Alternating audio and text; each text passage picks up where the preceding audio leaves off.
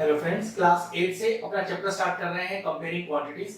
आज हम इसकी एक्सरसाइज 8.3 के आपको क्वेश्चन करके दिखाएंगे।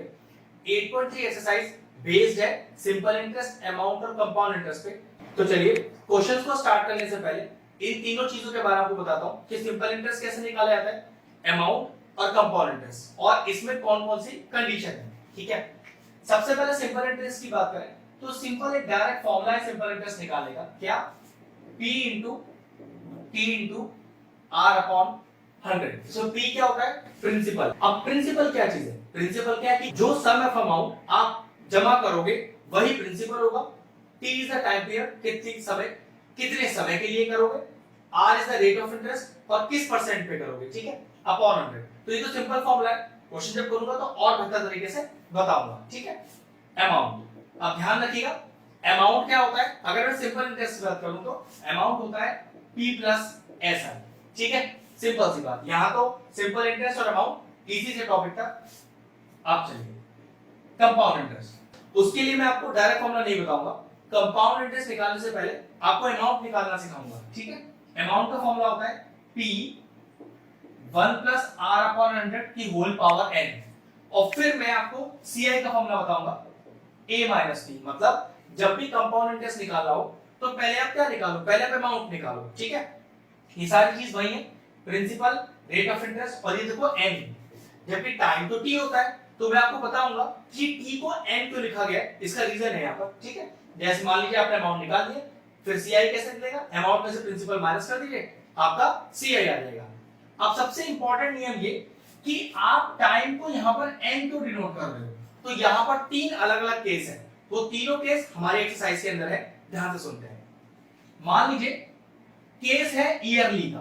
ठीक है, बिल्कुल क्लियरली लिखा होगा ईयरली, या फिर लिखा होगा एनुअली, ये दोनों चीज एक ही है। इसमें ध्यान रखना, जो आपका टी होता है, टाइम पीरियड दिया होता है, वो डायरेक्टली एन के बराबर हो जाता है। मतलब जैसे दे रखा है 2 साल के लिए, तो समझ जाना यहाँ पर टी और एन एक है, मतलब डायरेक्ट एन बराबर आप 2 लिख सकते हो, क्योंकि फॉर्मूले में एन लिखा हुआ है ना, टी तो है नहीं। टी क्यों नहीं है, ये बस आपका अगला पार्ट है। ठीक, अब मान लीजिए यहाँ ईयरली ना होता और क्या लिखा होता, मान लीजिए लिखा होता हाफ ईयरली, तो क्या चेंज आता। तो समय देखो कैसे दिया होगा क्वेश्चन में, समय दिया होगा आपको 1.5 ईयर।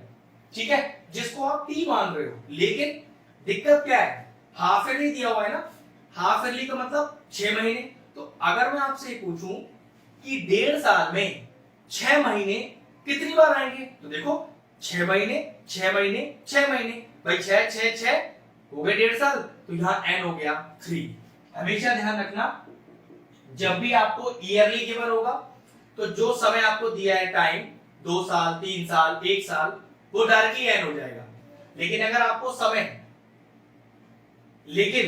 आपको क्वेश्चन में हाफ ईयरली वर्ड लगा के दिया हो, तो ध्यान रखना गिवन समय को आपको 6 के इंटरवल्स में तोड़ना है। जैसे मान लीजिए आपको 2 साल दिया होता, तो n कितना हो जाता, 6 महीने 6 महीने 6 महीने 6 महीने, मतलब 2 साल में 6 महीने 4 बार आएंगे, तो यहां मैं n को 4 लिख देता।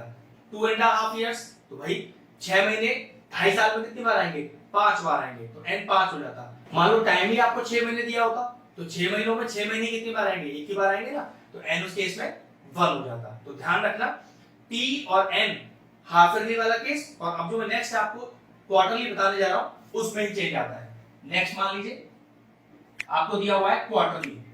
अब क्वार्टरली भी क्या चेंज आता है, क्वार्टरली का मतलब होता है 3 महीने। हमेशा ध्यान रखना, एक साल में 4 क्वार्टर होते हैं, 3 महीने के। ठीक है, तो एक साल में 4 क्वार्टर 3 महीने के।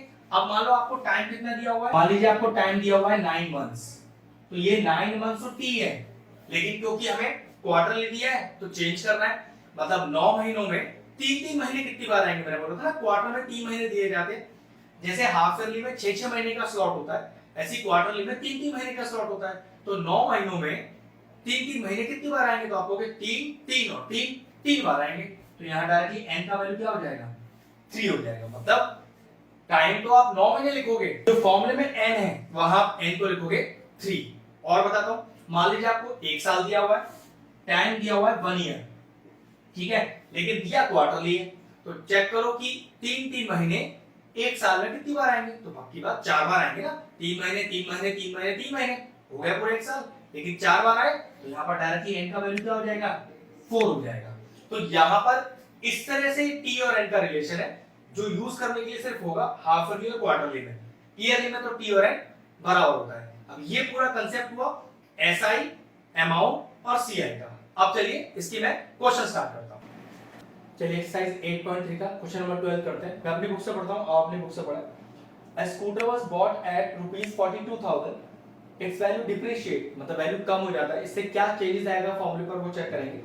At the rate of 8% per annum, find the value after 1 year. एक साल बाद उसका वैल्यू कितना हो जाएगा? तो देखिए ना, प्रिंसिपल जिस रेट पर उसे खरीद के लाया गया दैट इज 42,000 और जो रेट ऑफ इंटरेस्ट दिया हुआ है वो दिया हुआ है आपको 8% का, रेट हो गया 8%।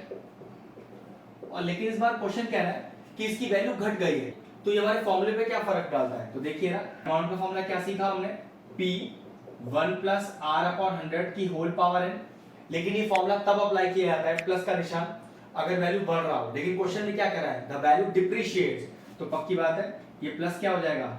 माइनस हो जाएगा, क्योंकि पक्की बात है आंसर जो आएगा तो 42,000 से कम आएगा और वो बाद की वैल्यू होगी। पक्की बात अमाउंट ही आएगा लेकिन कम मात्रा में। जब वैल्यू डिप्रिशिएट होता है तो हमारा अमाउंट प्रिंसिपल वैल्यू से हमेशा कम हो जाता है और यहाँ पर एक बीच में माइनस आ जाता है। तो बस ठीक है, फॉर्मूला लगा दीजिए। तो P 42,000 1 - R 8/100 की होल पावर 1, क्योंकि आपको एक साल बाद की वैल्यू ही निकालनी है, मतलब एक साल के लिए, और बाद की वैल्यू कम ही आएगी इसलिए हमने यहाँ माइनस लगा दिया। डिप्रिशिएट कह रहा है ना, डिप्रिशिएट का मतलब कम वैल्यू आएगी। तो ये हो गया 42,000, तो 100 1 100 minus 8 that is equal to 92 और अपॉन 100, ये 2 0 से 2 0 चला गया। तो 420 को 92 से मल्टीप्लाई करके आ रहा है 38,640 रुपीज। मतलब जो स्कूटर 42,000 रुपीज का खरीदा गया था, एक साल बाद उसका वैल्यू घटकर रह गया 38,640। क्वेश्चन फिनिश हुआ। अगर हमारे व्यूअर्स को हमारे वीडियोस पसंद आ रहे हैं तो हमारे चैनल को सब्सक्राइब कर लें और साथ में लगे बेल आइकन को भी हिट कर दें। आपको अगर मैथ से जुड़ा कोई क्वेरी है किसी भी क्लास के लिए तो वो आप मुझे व्हाट्सएप कर सकते हैं, जो नीचे नंबर आ रहा है। आपका जो सोल्यूशन है मैं जल्दी से जल्दी देने का कोशिश करूंगा।